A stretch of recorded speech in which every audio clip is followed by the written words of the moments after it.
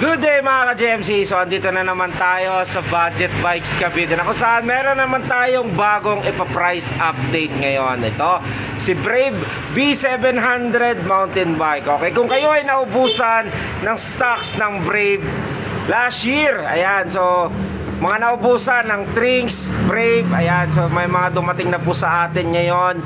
Ito si Brave kasi ito ay gawa na rin ni Trinx yan. Ayan yung isang brand ni Trinx na budget. Okay, so bago lahat, please like and subscribe. Okay, shoutout nga pala sa mga walang sawang pagsuporta kay Sir Tolitz Wayasin, John Ford Mangilit, saka si Elijah Rambel Gadamasin. Ayan, so shoutout sa inyo boss, and sa lahat ng mga GMC fanatic dyan. So thank you and God bless. So umpisa na natin i-bike check itong Brave B700 mountain bike na gawa ni Trinx. Sama na rin natin kung magkano na nga ba yung presyo niya ngayon sa market.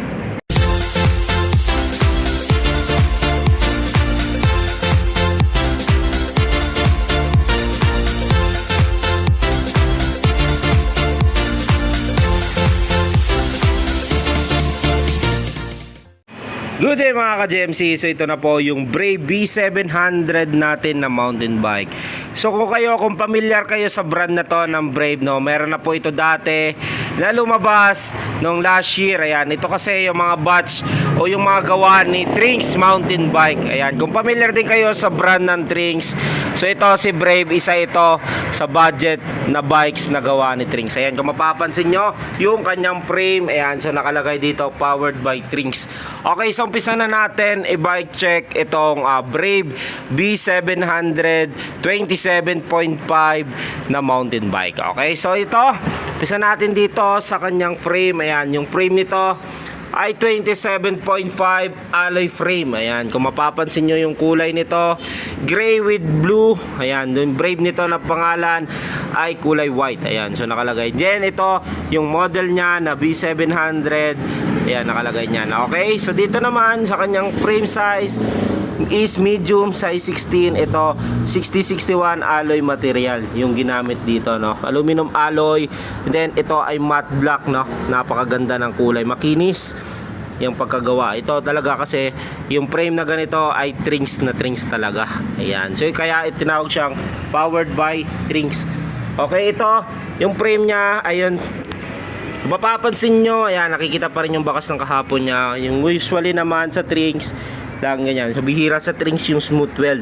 Kinagandaan kasi nito, nakikita nyo yung tibay ng mountain bike nyo mga ka-GMC. So dito ganun din, so ito ay internal cabling na yung kanyang frame. So meron na rin yung lagayan ng battle cage. Then dito may warning sign. Then dito yung Brave niya, yung 3 years warranty of frame. Ito kasi yung nasa factory niya, sa set tube niya. Dito nakalagay yung medium size 16 niya. Then quick release yung kanyang seat post. Ito ay steel pa, Brave ni rin yung brand. Yung pedal nito ay stock pedal din. Ito ay plastic pa. Sa saddle nito ay Brave na brand din. Ayan, napaikutan siya ng Brave.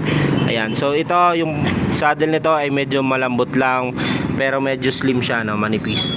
Okay, so dito naman tayo sa kanyang head tube. Head tube niya, ito ay non-tapered. Ayan, Brave din po yung brand. Ito yung model number niya. Ayan, so meron si Trinx lang, meron yan, no. Sa ibang mga bikes wala din, pero bihira. Ayan, si Trinx meron yan, yung pinaka QR, yung ano niya, yung number niya. Ayan, so dito headset nito ay ball bearing pa. Yung kanyang stem, Brave na rin yung brand niya. Ayan po ay alloy niya, oversized. Then kanyang handlebar ay oversized din. Ito ay steel din. Okay, sa fork naman nito ay Brave din ang brand. Ito ay coil preload. Ayan, so dito naman sa kanyang gulong, ayan, yung hub nito ay alloy, bakal pa. Then ito ay ball bearing, pero kinagandaan nito, quick release na rin yan. Yung rim nito ay alloy na. Then yung gulong na ginamit sa kanya ay walang pagkakilanlan, 27.5 by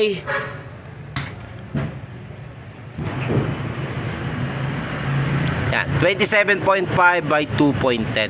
Yan yung gulong niya, yung lapad niya, naka-fast rolling siya na 2x10 speed. Okay, dito na tayo, continuous na tayo dito sa kanyang drivetrain. So ito, yung crank na ginamit dito ay bakal pa, naka 3x, bottom bracket ay seal bearing. Ayan. Then FD na ginamit sa kanya ay Sunrun. Ayan, kung mapamilyar kayo doon sa mga vlog ko nung nakaraan, yung Sunrun, may lumabas sa Sunrun na shifter na yan ay sa Trinks ko lang nakita. So yan, lumabas na. Ito si Sunrun 42 teeth. Ayan, yung FD nito ay pull up, and then dito ay clamp type. Ito ay 3x 7 speed. So bilangin na rin natin para sure. 1, 2, 3, 4, 5, 6, 7 speed. Ito ay thread type. Then yung RD na ginamit sa kanya is Index Sunrun. Okay, so match sila dito ng kanyang FD na Sunrun din. Yung hub nito ay bakal pa, rim ay alloy, Brave na rin yung brand niya, gulong walang pagkakilanlan, 27.5 by 2.10. Ayan, so dito naman tayo sa kanyang shifter, sa kanyang harapan. So ito, shifter niya ginamit sa kanya ay L2A2. Ito ay 3x7 speed. Ayan, so dito yung shifter niya sa kanyang crank. Then dito naman sa kanyang sprocket. So yan, 7 speed. Then yung preno nito ay mechanical. Yan, ang mechanical ay cable. So yung mapapansin nyo, ayan, so kinaka-cable, cable acquainted. Ayan, so yung kanyang caliper ay single piston lang din. Then ito ay caliper na disc brake. Ayan, so disc brake nito ay 160mm na yung kanyang sukat. Then dito naman tayo sa kabila. Yan, yung Brave na rin. Then dito yung B700 nya. Yan, yung pinakagandahan dito is internal na yung kanyang mga cabling. Yung FDRD preno sa likuran, ayan, naka-internal. Tatagos siya dito sa ilalim, so malinis siyang tignan. Yung kanyang preno lang, so dito na dumaan sa kanyang top tube, papalabas din dito sa kanyang top tube, papunta dito sa kanyang brake sa likuran. Okay, bali ito, yung kanyang gulong sa likuran ay ball type sa kanyang likuran. So dito naman sa kanyang harapan ay yung quick release na. Okay, so yan si Brave MTB natin, powered by Trinks 27.5.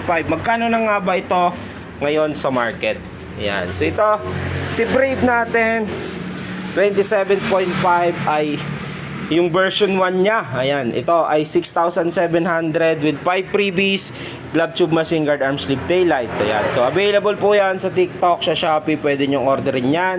Ngayon kung malapit po kayo dito sa shop, pwede nyong i-pick up yan ng 6,200 cash pick up, no freebies. Ayan, so comment down below kung nagustuhan nyo yung bagong labas ni Brave version 1 na powered by Trinks.